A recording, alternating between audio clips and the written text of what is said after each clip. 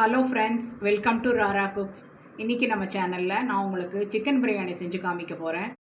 அதுக்கு முன்னால் இது வரைக்கும் நீங்கள் இந்த சேனலை சப்ஸ்கிரைப் பண்ணாமல் இருந்தீங்கன்னா இப்போ பண்ணிவிடுங்க. இப்படி சப்ஸ்கிரைப் பண்ணிங்கன்னா நான் செய்கிற எல்லா டிஷ்ஷஸோட ரெசிபியுமே உங்களுக்கு நோட்டிஃபிகேஷனாக உடனடியாக வந்துடும். இந்த சிக்கன் பிரியாணி எங்கள் வீட்டு ஸ்பெஷல், எங்கள் வீட்டில் எல்லாத்துக்கும் ரொம்ப பிடிக்கும். அந்த ரெசிபியை நான் இன்றைக்கி உங்களோட ஷேர் பண்ணுறேன். வாங்க பார்க்கலாம். சிக்கன் பிரியாணி செய்கிறதுக்கு ஒரு 600 கிராம்ஸ் சிக்கன் எடுத்து இதில் வச்சுருக்கேன். இது கூட இப்போது கொஞ்சமாக சால்ட்டு, ஒரு 1/2 டீஸ்பூன் மஞ்சத்தூள், 1 டீஸ்பூன் மிளகாத்தூள், 1 டேபிள் ஸ்பூன் தயிர் விட்டு நல்லா மிக்ஸ் பண்ணி இதைய ஊற வச்சிடலாம். இந்த சிக்கன் பிரியாணி செய்கிறதுக்கு நம்ம ஃபஸ்ட்டு மசாலா அரைச்சிக்கலாம். அதுக்கு தேவையான பொருட்கள் எல்லாம் பார்க்கலாம். இஞ்சி ஒரு சின்னதாக ஒரு 4-5 பீஸு, சின்ன வெங்காயம் ஒரு 7-8, பூண்டு ஒரு 10-15 பல், 2 பச்சை மிளகா, ஒரு சின்ன துண்டு பட்டை, ஒரு 4 கிராம்பு, ஒரு 1/2 டேபிள் ஸ்பூன் சோம்பு, கொத்தமல்லியும் புதினாவும் சேர்ந்து ஒரு கைப்பிடி அளவு.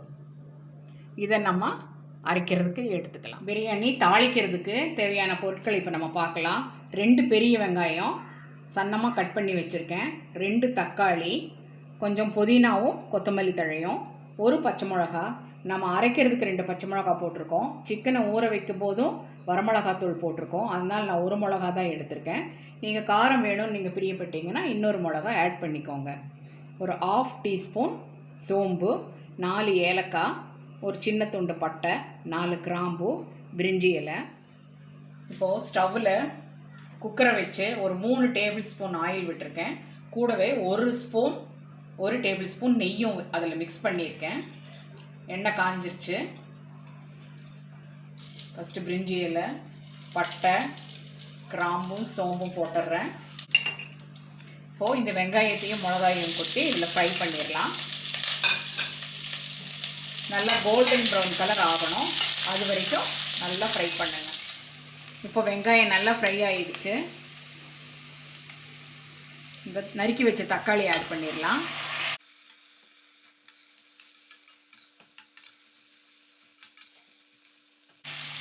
தக்காளி வதங்கிறதுக்காக வெங்காயம் நல்லா ஃப்ரை, கொஞ்சமாக உப்பு போட்டுடுறேன்.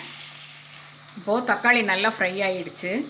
நம்ம அரைச்சி வச்சுருக்கிற மசாலாவை சேர்த்திடலாம்.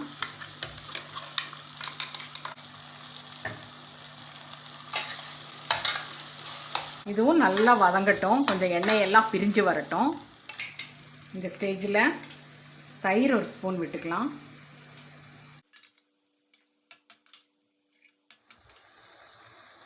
இப்போது இதில் சிக்கனை சேர்த்திடலாம். சிக்கன் இந்த மசாலாவில் நல்லா கலங்கி வரட்டும். ஒரு 3 மினிட்ஸ் இருக்கட்டும். இப்போ இதில் நம்ம இந்த டம்ளருக்கு அரிசி எடுக்க போகிறேன். நான் 2 டம்ளர் அரிசி எடுக்க போகிறேன். தண்ணியோட அளவு வந்து 1 டம்ளருக்கு 1.5 டம்ளர் அளவு. இதில் 3 டம்ளர் தண்ணி சேர்த்துறேன்.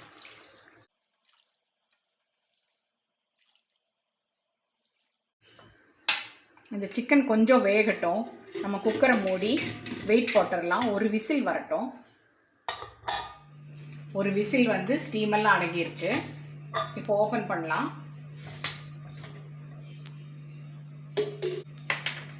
ஸ்டவ்வை பற்ற வச்சிடலாம்.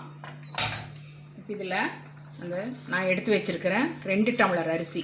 இந்த பாஸ்மதி அரிசியை ஒரு 10 நிமிஷம் நான் ஊற வச்சு கழுவி வச்சுருக்கேன். இதில் கொட்டிடலாம். நல்லா கலக்கி விட்டுருங்க. இப்போ தேவையான அளவு உப்பு போட்டுருவோம். நல்லா கலக்கி விட்டு மறுபடியும் குக்கரை மூடி சிம்மிலேயே வச்சுருவோம். ஒரு 10 நிமிஷம் இப்படியே இருக்கட்டும், சிம்மிலேயே இருக்கட்டும். பிரியாணி ரெடி ஆகிடும். 10 மினிட்ஸ் ஆகிடுச்சு. ஸ்டவ் ஆஃப் பண்ணிடலாம். ஸ்டீம் அடங்கினதுக்கப்புறமா நம்ம குக்கரை திறந்து பார்க்கலாம். இப்போ ஸ்டீமெல்லாம் அடங்கிருச்சு. ஓப்பன் பண்ணி பார்க்கலாம். லேசாக கலக்கி விடுங்க. கரெக்டாக வெந்து வந்திருக்கு. மேலே ஒரு ஸ்பூன் நெய் விட்டுக்கலாம். அருமையான சிக்கன் பிரியாணி ரெடி ஆயிடுச்சு.